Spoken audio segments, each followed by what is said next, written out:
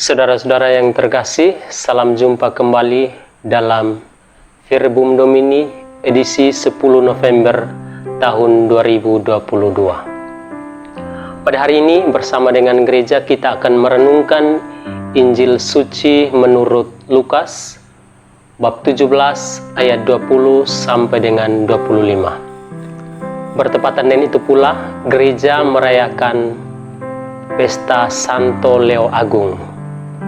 Beliau adalah pahlawan dalam gereja Katolik yang berhasil mempertahankan gereja dari serangan Attila, dan ia boleh menempuh perjalanan selama 320-an kilometer untuk menjumpainya dan berdamai agar tidak jadi menyerang kota Roma. Dan rasanya kita bisa menjadikan Santo Leo Agung sebagai model pahlawan di dalam gereja dan layak kita rayakan. Dan beliau adalah imam pertama yang dikuburkan di Basilika Santo Petrus, dan masa jabatannya sejak tahun 340 sampai dengan tahun 361, dan ia wafat pada tanggal 10 November. Dan sebagai warga gereja dan warga negara, hari ini juga merupakan hari pahlawan dan sangat pas untuk merenungkan Santo Leo Agung sebagai pahlawan di dalam gereja. Baik Bapak Ibu, saudara-saudara yang terkasih, pencinta Verbum Domini, hari ini kita merenungkan tentang tanda dan kabar.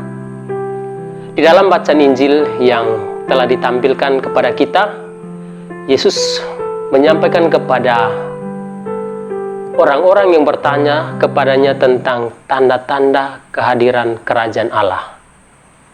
Yesus tidak menjelaskan secara gamblang bahwa kerajaan Allah akan muncul seperti ini, itu, di sini, dan di sana. Tapi ia menjawab bahwa kerajaan Allah itu datang tanpa tanda-tanda lahiriah. Artinya, tidak ada satu tanda pun yang menjadi simbol untuk menunjukkan bahwa kerajaan Allah yang ini, yang itu, atau di sana dan di sini.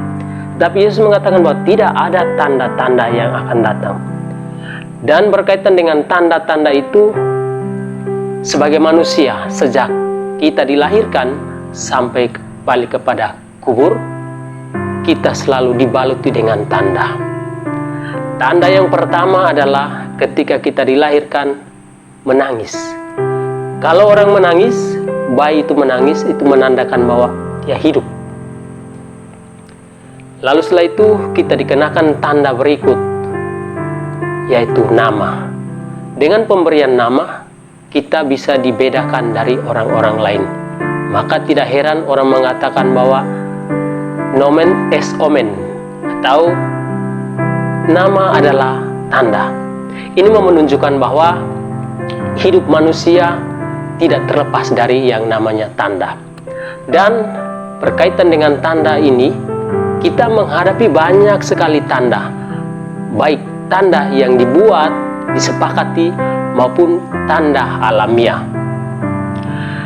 Nah, dalam hari-hari belakangan ini, kaum milenial, orang-orang muda yang sedang viral dengan tanda cinta. Memang hati sudah menjadi tanda atau simbol untuk menunjukkan cinta.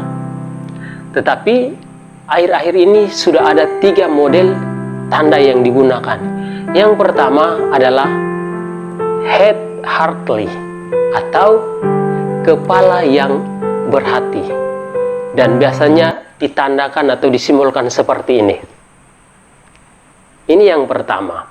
Ini menunjukkan bahwa kepala pun bisa digunakan untuk mencintai. Lalu yang kedua, heartly, hati yang berhati, dan disimbolkan seperti ini. Dan yang ketiga adalah hand heartly, atau tangan yang berhati. Biasanya disimbolkan seperti ini.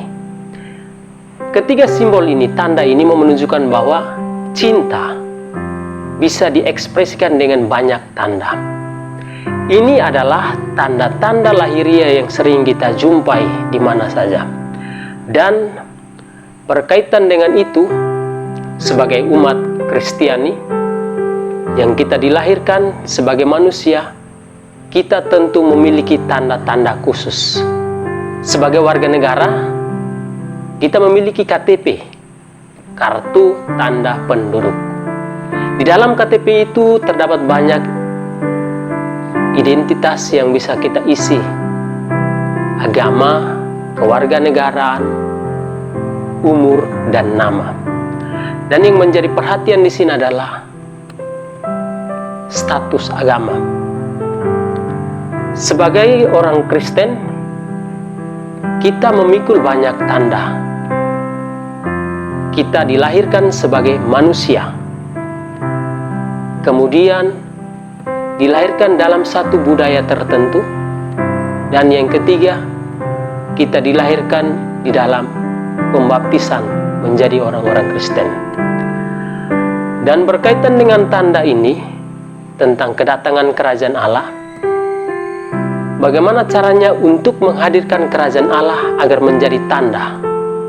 Sebagai orang Kristen, nama yang melekat, kekristenan yang melekat adalah tanda di mana kita menghadirkan kerajaan Allah. Yesus mengatakan bahwa tidak ada tanda-tanda lahiriah yang bisa menggambarkan tentang kerajaan Allah. Tetapi kehadiran kita, kelahiran kita, keberadaan kita sebagai orang Kristen, khususnya orang Katolik, menjadi tanda yang paling agung tentang kerajaan Allah.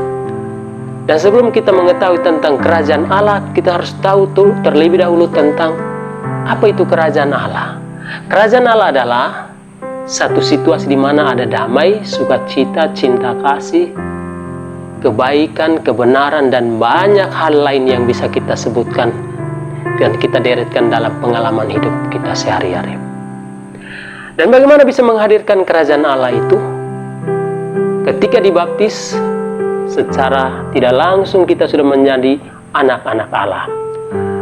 Itu berarti kita adalah warisan kerajaan Allah. Dengan dibaptis, kita menjadi bagian terpenting dalam kerajaan Allah. Dan bagaimana kerajaan Allah itu bisa hadir? Hidup sesuai dengan tanda. Karena di awal saya mengatakan bahwa nama adalah tanda, maka kekristenan yang melekat di dalam nama kita itu harus menjadi tanda kerajaan Allah. Dengan apa? Hidup berdamai. Sebagai orang Kristen harus hidup berdamai karena Yesus sendiri sudah mewariskan damai itu sebelum ia terangkat ke surga. Berbagi kasih, dan masih banyak hal-hal lain yang bisa kita gunakan untuk menunjukkan kerajaan Allah itu. Kita tidak bisa mengharapkan bahwa kerajaan Allah harus datang seperti ini dalam bentuk gemuruh, gempa bumi, bencana alam. Tetapi kesaksian hidup kita adalah tanda kerajaan Allah itu sendiri.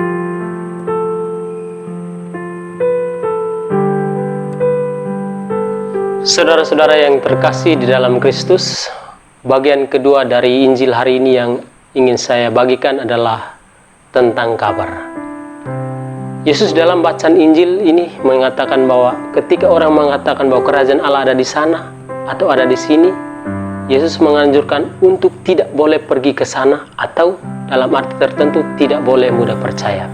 Apa yang terjadi dengan situasi kita saat ini? Banyak sekali kabar-kabar yang datang, baik melalui media cetak, media online maupun melalui perbincangan yang kita dengar di lingkungan kita. Dan dari kabar ini kita banyak mendapatkan informasi-informasi sesat. Karena kabar yang selalu kita dengar adalah kabar palsu atau yang kita kenal sekarang adalah hoax.